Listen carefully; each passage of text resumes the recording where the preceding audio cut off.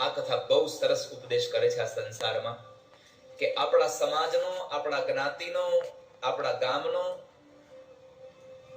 કે આપણા કુટુંબનો કોઈ પણ નાનો માણસ સમાજ માટે, ગામ માટે, જ્ઞાતિ માટે કે પરિવાર માટે જ્યારે મોટું કામ હાથમાં લે ત્યારે નાના માણસને સમાજના મોટા માણસોએ ટેકો આપવો જોઈએ. આ સંસારમાં સૌથી અગત્યનો આ પ્રસંગ છે આ ગિરિરાજની કથામાં કે ભગવાન કૃષ્ણ ઉંમરમાં નાના હતા ને એને આટલું મોટું કામ હાથમાં લીધું તો બધાએ એને પોતાનો ટેકો આપ્યો.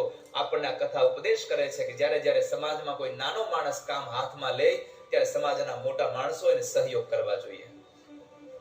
પણ કરુણા એ છે કે નાના માણસે, અપ્રતિષ્ઠિત માણસે જો કોઈ મોટું કામ હાથમાં લઈ લીધું હોય તો પ્રતિષ્ઠિત લોકો અદબ પાડીને બેસી જાય છે. અરે જોવા દ્યો ક્યાં સુધી હાલે છે એનું